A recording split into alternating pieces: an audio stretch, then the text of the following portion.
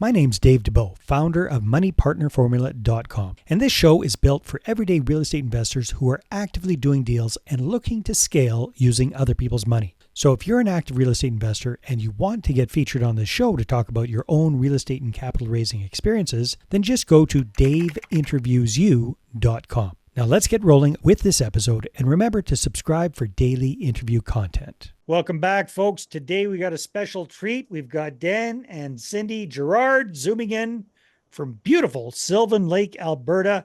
And these guys have a very interesting real estate story. They've been in the game for quite a few years. They spent a long time as buy and hold real estate investors and landlords. And recently, and way back in the past, they had a lot of experience with flips as well. And most recently, they flipped back to doing flips as their primary strategy. So Cindy, Den, welcome to the show. Great to have you. Thanks for having us, Dave. Yeah, we really appreciate having this time with you today. Thank you. Likewise. So, hey, you guys, first things first, a lot of people that I interview on this show, and we're rounding up close to 1,000 episodes at this point. When I'm talking to flippers, quite a few of them are looking at getting into long-term buy and hold of rental properties. You guys have been there, done that. And if I understand correctly, you've liquidated a big part of your portfolio, and now you're switching back to flipping as your primary strategy. Maybe just kind of unwrap why you've decided to go in that direction. What caused this change of heart? Probably, you want to answer? Do you want me to answer? Oh, go ahead. Okay, so probably two primary reasons. One, because of the timing in our lives now. We're on the verge of being able to travel. Our children are growing up, and when we are doing flips, it's a project base, so it's got a beginning and an end. So now we want to leverage our time, right? And then, adding on to that, we've been landlording for 25 years and we're over it. I'm reading between the lines here, Cindy, and Dan, let me know if I'm on track here. Are you saying that long-term buy and hold isn't really a passive investment? Is that what I'm hearing? Yeah, exactly. All right. I hear you. I've been there and had those experiences. And you guys are in what everybody else in Canada considers to be the best province for being landlords, the most landlord-friendly province we got, yet still it's the pain in the butt of dealing with tenants and toilets and all that kind of stuff. Yeah, and to be honest, it's probably COVID that is what really turned the tables for us, because we've had all kinds of different rentals. We've had duplexes, houses, condos, unfurnished, furnished. We have never gotten into Airbnbs, but we did have corporate furnished rental. And COVID really wrecked that for us. And we had to get back into more of the minutia, if you will, of the landlording. And then we've had a couple of, negative tenant experiences. Tenants from hell. Yeah, we've had actually a lot of good luck over the years, but we have had enough of the tenant from hell. And we've actually been very fortunate due to Cindy's vetting. We haven't ended up in court that many times. Well, that's good, but that's the unfortunate reality, isn't it? It's like you can have 85 or 90 out of 100 tenants just be great, but those 5 to 10% that are a pain in the butt just sour you against the whole experience, right? That's right. Yeah. It takes you from being passive or part-time work that you can supplement your life with to a lot of frustration, aggravation, time that you didn't plan on, putting into that. And yeah, so like I said, especially with smaller properties, right? Because if you got a house that a tenant's not paying the rent on, you have to put the whole bill. Like you can't spread that out amongst multiple tenants. So yeah, it definitely takes a big bite out of your profitability at the end of the year. Right. I can speak from personal experience on that as well. So yeah.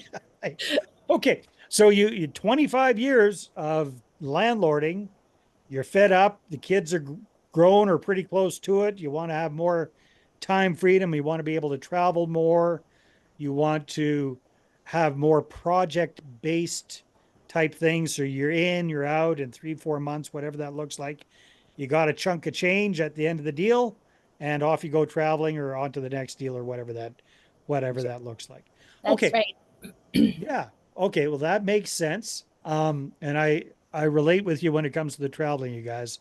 My wife and I, my goodness, since COVID ended, we've traveled more than I did most of the rest of my life. I tell you what. So yeah, it's nice when you can take 2 or 3 lovely trips a year. We literally just got back yesterday from almost 3 weeks away in the Baltics. Oh, Oh, So wow. wow. Sweden, Finland, Estonia, Latvia, Lithuania, Poland, and Germany. A fantastic trip. And you just come back a little bit exhausted, but mentally you're so refreshed and renewed. It's great to see the rest. So I'm Sounds, thrilled for you guys that you're going to start doing more yeah. traveling. This is the time to do it. Okay, Yeah. cool. Now, for folks that aren't familiar with Sylvan Lake, and I can't imagine anybody who wouldn't be, beautiful spot, but for a lot of our American viewers and listeners and folks from out east might not be familiar with it, but you guys are in quite a, relatively speaking, small market area. So you're focusing on Sylvan Lake and the community of Red Deer, if I'm not mistaken, which I'm not sure what Sylvan Lake's like, but Red Deer's around 100,000 people, give or take, these days. So, kind of a small market for doing flips and wholesales. What are you guys finding is working well for you for generating leads these days?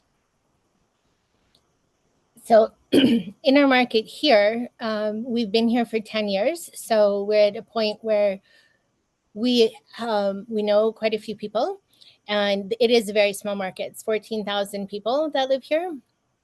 But we also have connections. I was working in banking for about 3 years, so I did a lot of networking there too. So people just know that we do real estate, and they will ask us our opinions on things, maybe bring us a deal. Not, often it's things that we're not looking for, but at least we can help them out by providing some advice. Mm-hmm. And then we do Facebook marketing and lots of social media, that kind of things as well, just kind of build trust, right? Yeah. Keep us top of mind. It's a small enough market. And you're doing not just flipping, but you're also doing wholesaling throughout the rest of Alberta. So Edmonton and Calgary, you can quote unquote do deals there because you're basically getting them under contract and assigning the contract to another investor, if I'm not mistaken. Is that correct? Correct. Yeah. Very, very cool.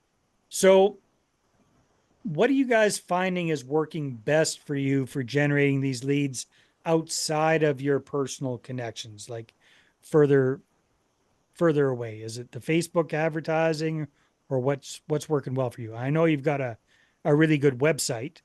Thanks. So what's working these days for you for lead gen? Well, I think over and above the website and trying to build that lead generation, I think just hitting the pavement, getting out there, finding all the off-market sites. Off-market's where you're going to find most of your wholesale deals that you can bring to other people. You know, networking with other people, different websites, other Facebook pages. For sure. Now, are you having challenges these days? Because Alberta's kind of on fire. The real estate market's really picked up. Is it getting kind of be slim pickings for finding good deals? Yeah, for sure. It really is. We also work with real estate agents and look for even stuff that comes on retail. We'll write offers within hours of a property coming available publicly, and it's bidding wars, and we don't get into bidding wars. So we write a lot of offers. We write a lot of offers, and but then when you're dealing with private sellers, it's a bit different. So that's a lot of communication back and forth. Um, And trying to build a relationship yeah. with people who's selling their home directly to you is a challenge. Mm-hmm. Mm. So this is why we've tried to make such a strong website and put a lot of us on there so that people understand that they're dealing with people, other people that have, you know, owned homes, and we're, you know, just try to make it more so people can know, like, and trust us. More relatable, right? I Right. noticed that about your website. Sell number two us.ca. Fantastic URL. I love it. Short and sweet and says it all right there. And I did notice that you it's a lot of personality based stuff there, which I'm a big fan of, because like you said, for somebody to sell your home at a discount, they got to know you and they got to like you and they got to trust you and they have to be a little bit motivated as well. They got But Yes. that's a big part behind it.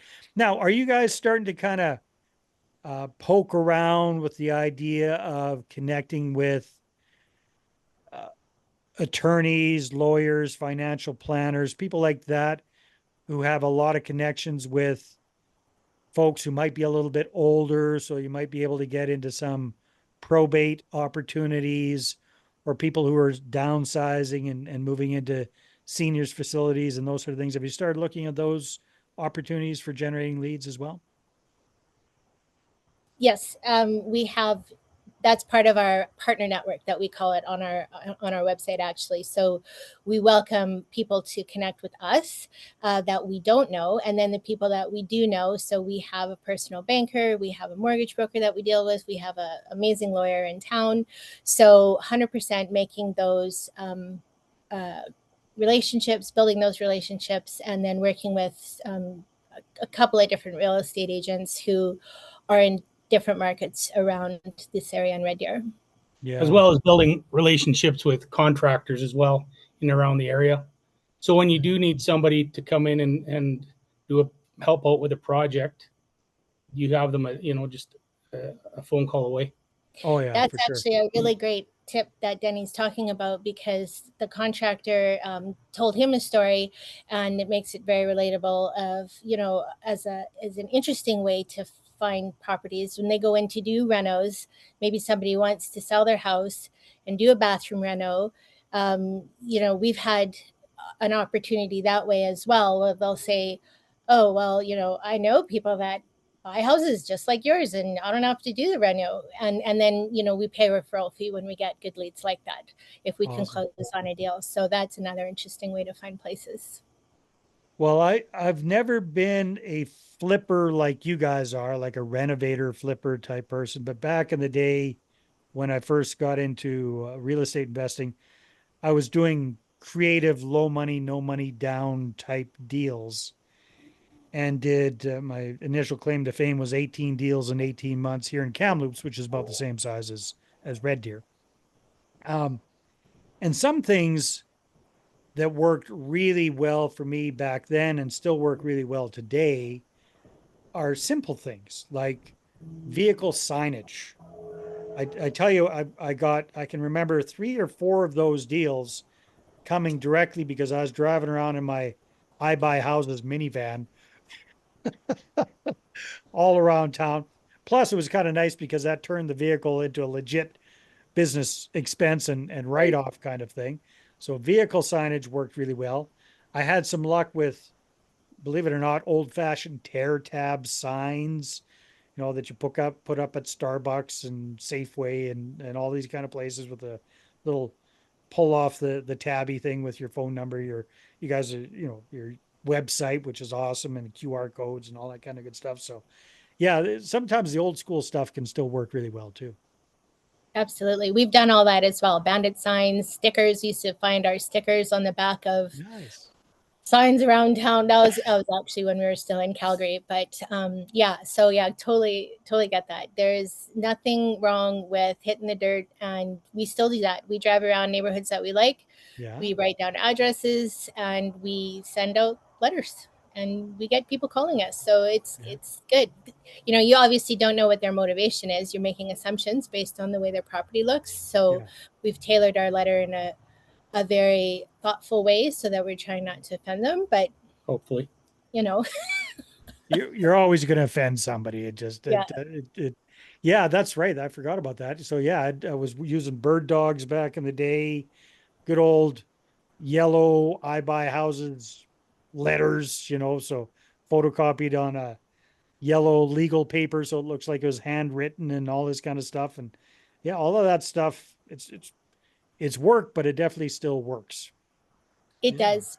I think for us, though, the biggest shift from how we worked before to how we work now is the networking and letting people know and talking about your business. We've always been pretty private. So everything that we're doing right now is totally outside of our comfort zone, even this podcast.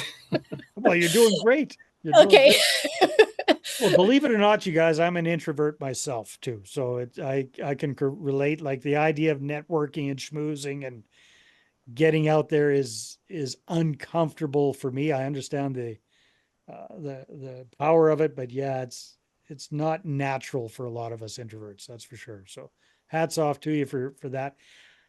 I just read a really interesting book that I think you guys would enjoy a lot, and it's called The 2 Hour Cocktail Party.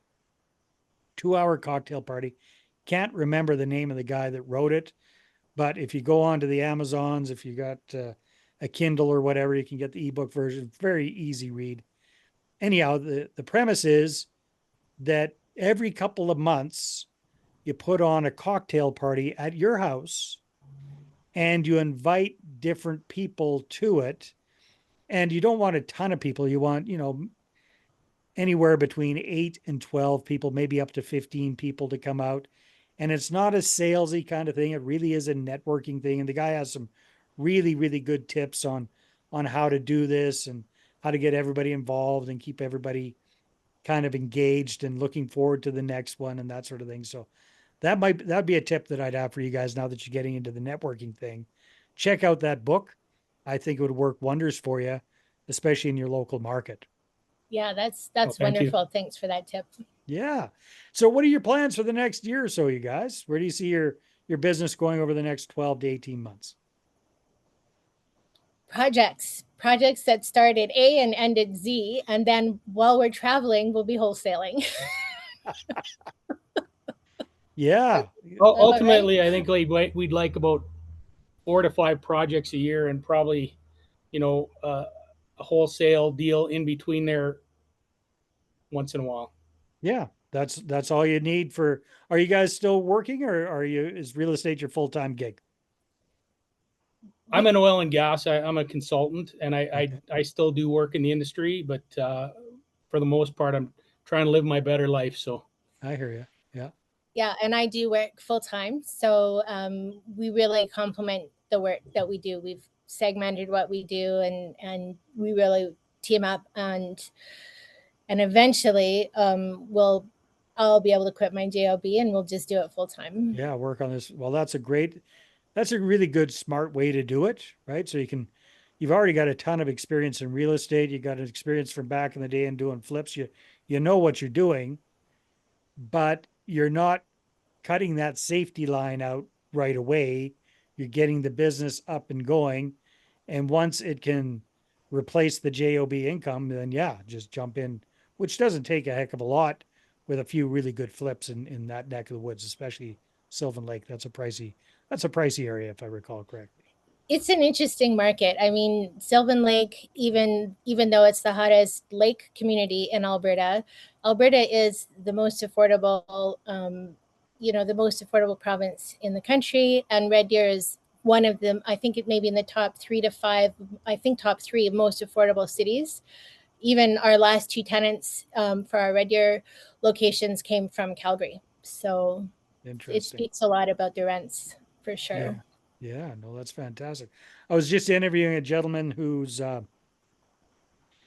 he does flips. He's based out of Atlanta, Georgia, and he's been flipping for 27 years or something like that.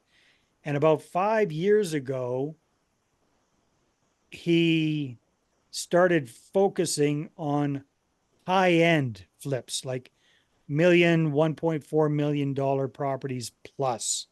And that's 100% of what they do right now is $1 million plus type flips.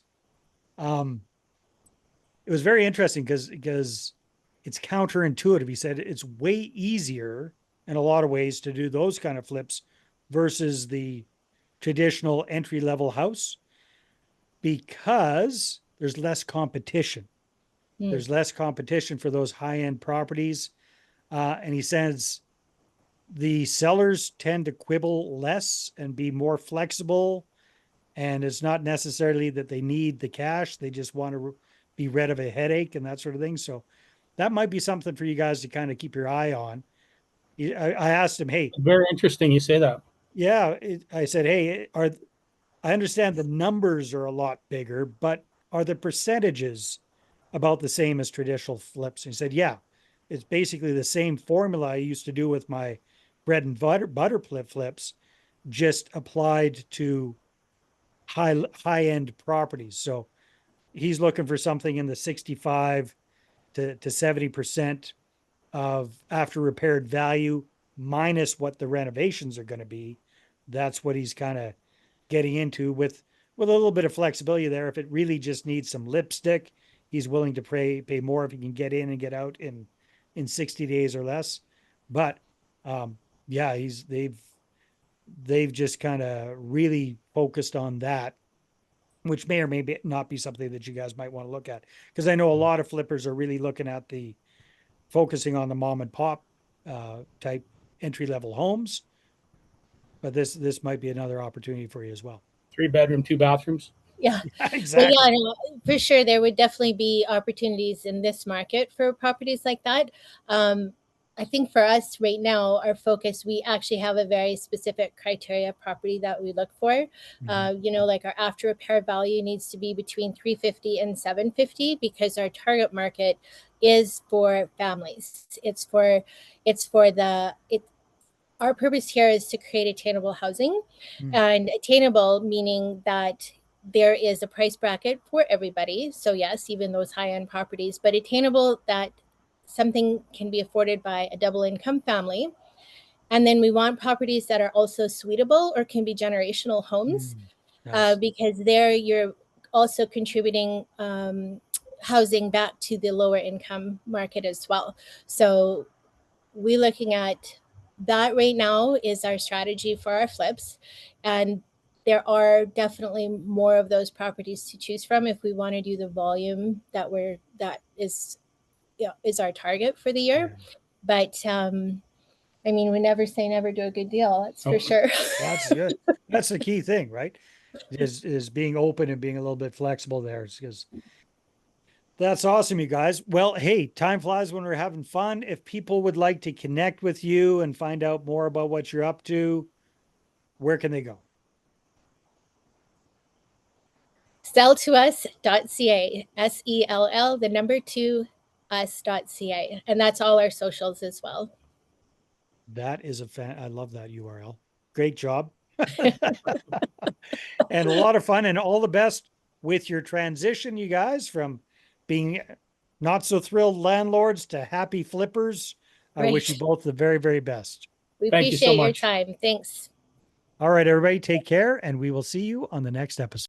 Hey there, I really hope you enjoyed that episode. And as always, if you want to listen to more daily interview content, make sure you subscribe. And if you're an active real estate investor and you're doing deals and you'd like to get featured on this show, then just head over to daveinterviewyou.com. Now at moneypartnerformula.com, we help real estate investors to create a process for predictably getting capital so they can do more deals without relying on hard money lenders or the banks. We do this by building them a private capital marketing system. Now, if you want help turning yourself into a big money capital attraction machine, then book a call with our team to see how we can help. Just visit moneypartnerformula.com to find out more. All right, take care, and we'll see you on the next interview.